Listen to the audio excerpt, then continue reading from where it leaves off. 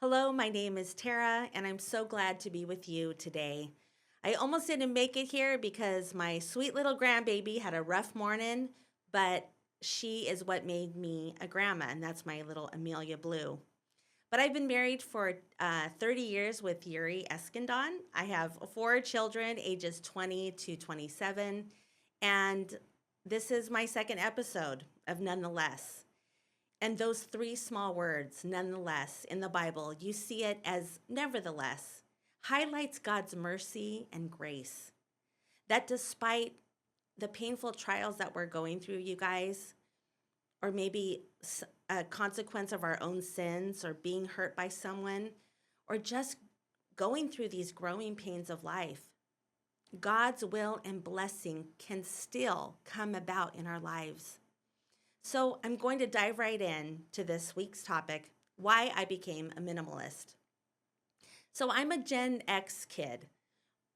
I kind of call us the Cracker Barrel generation because our houses were decorated in the 80s with knickknacks and kind of ridiculous collections and things that we just wanted on every wall. And I remember as a kid being so overwhelmed by my messy room.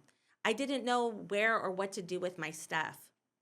I would make a little trail to my bed because of the mounds of laundry, or was just overwhelmed just trying to get a pair of socks out of the sock basket. Then in high school and young adulthood in the late 80s and early 90s, collecting clothes and shoes was my hobby. I loved the smell when you walked into Robinson's May. It was new stuff. It was the more the merrier. So I could have options. Along with that came credit card debt. And I remember my mom getting the mail, slapping it down as a little collection of credit card statements with that worried look in her eye. And in my mind, it was all under control. I could pay the minimum.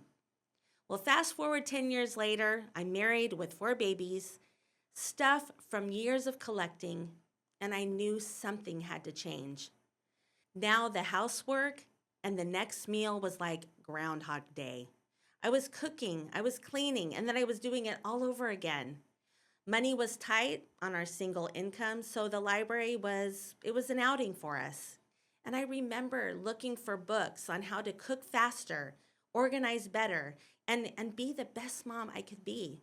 There were no iPhones at that time to get podcasts on a topic that I needed help with. We had to read.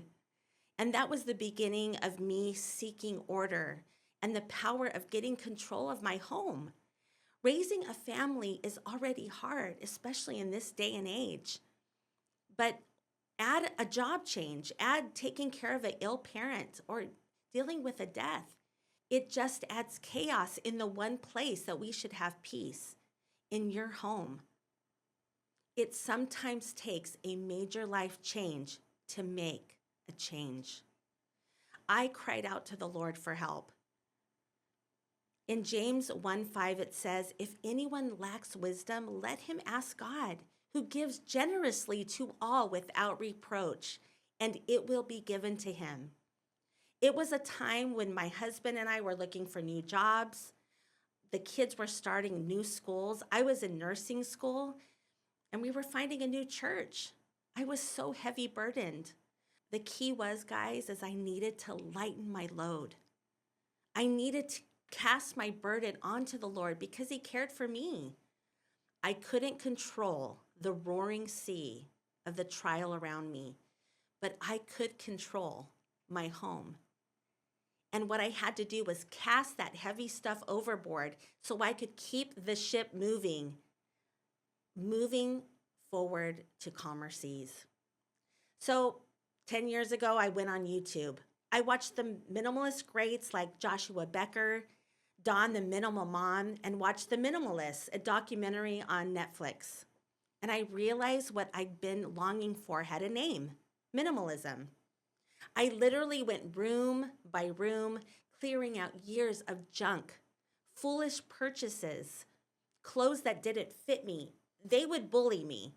Kids' toys I was tired of stepping on, and anything that was just in case or extra that I was keeping for an emergency. Guys, I'm not trying to say that you got to get rid of everything in your home. It was time to lighten my load. Get rid of the extra inventory in my house so I could have a peaceful, safe place that welcomed me in and that was drama free. I found that my pain in the trial seemed to lessen when there was a place for everything and everything in its place. Minimalism gave me sanity and comfort in the midst of chaos. A plus with minimizing the stuff in my home was I was saving money. When I went shopping, I made a list of what I needed and I wasn't just buying random things. I was saving time because I had less in my home to clean. And that meant more time to hang out with the kids, more time to spend with the Lord. You know, in Proverbs 3:13, it says, "Blessed is the one who finds wisdom, the one who gets understanding. For the gain from her is better than gaining silver or gold. She is more precious than jewels, and nothing you desire can compare with her." Friends, I really hope that if you are seeking to find ways to make a change in your life, that the Lord is so faithful to help you find tools and ways to lessen the weights in your life.